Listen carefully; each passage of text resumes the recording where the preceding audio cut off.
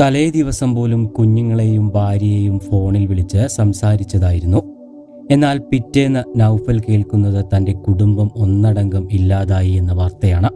മുണ്ടക്കൈ ദുരന്തഭൂമിയിലെ നൊമ്പരമായി മാറിയിരിക്കുകയാണ് നൗഫൽ എന്ന ചെറുപ്പക്കാരൻ. കുടുംബം പോറ്റാൻ വേണ്ടിയാണ് 3 മാസങ്ങൾക്ക് മുൻപ് നൗഫൽ ഒമാനിലേക്ക് പോകുന്നത്. തിരികെ എത്തിയപ്പോൾ നാടില്ല, വീടില്ല, ഉറ്റവരാരുമില്ല.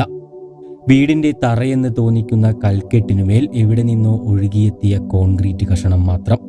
നൗഫൽ അതിനു മുകളിലിരുന്ന കൊച്ചു കുഞ്ഞിനെ പോലെ പൊട്ടിക്കരയുകയായിരുന്നു.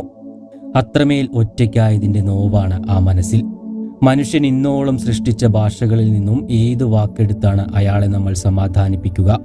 കെട്ടിപ്പിടിച്ച് ഒന്ന് കരയാൻ പോലും അയാൾക്കിപ്പോൾ ഒരു രക്തബന്ധവും ബാക്കിയില്ല.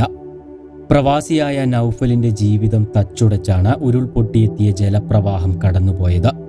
മാതാപിതാക്കളും 3 മക്കളും ഭാര്യയും സഹോദരങ്ങളും അടക്കം കുടുംബത്തിലെ 11 പേരെയും നൗഫലിന് നഷ്ടമായി. നാട്ടിലെത്തിയ നൗഫൽ കഴിഞ്ഞ ദിവസം വരെ ചാലിയാറിൽ ഉറ്റവർക്കായുള്ള തിരച്ചിലിലായിരുന്നു. മുണ്ടക്കൈയിലെ മൺകൂനയിൽ വിങ്ങലോടെയിരിക്കുന്ന നൗഫലിനെ ആശ്വസിപ്പിക്കാനുള്ള സുഹൃത്തുക്കളുടെ ശ്രമവും സങ്കടക്കാഴ്ചയായി മാറി. ഭാര്യ സജിന, 3 കുട്ടികൾ, ബാപ്പ കുഞ്ഞി മൊയ്തീൻ, ഉമ്മ ആയിഷ, സഹോദരൻ മൻസൂർ, മൻസൂറിന്റെ ഭാര്യ മുഹ്സിന, അവരുടെ 3 കുട്ടികൾ എന്നിവരടങ്ങുന്ന 11 പേരെയാണ് ഒറ്റ രാത്രി കൊണ്ട് നഷ്ടമായത്. ഒമാനിൽ ജോലി ചെയ്യുന്ന കളത്തിങ്കൽ നൗഫൽ ബന്ധുവിന്റെ ഫോൺ വിളിയെത്തിയപ്പോൾ തന്നെ നാട്ടിലേക്ക് പുറപ്പെടുകയായിരുന്നു.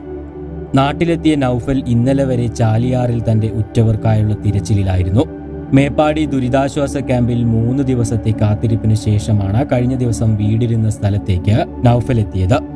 മാതാപിതാക്കൾ താമസിച്ചിരുന്നത് നൗഫലിന്റെ കുടുംബത്തോടൊപ്പമായിരുന്നു.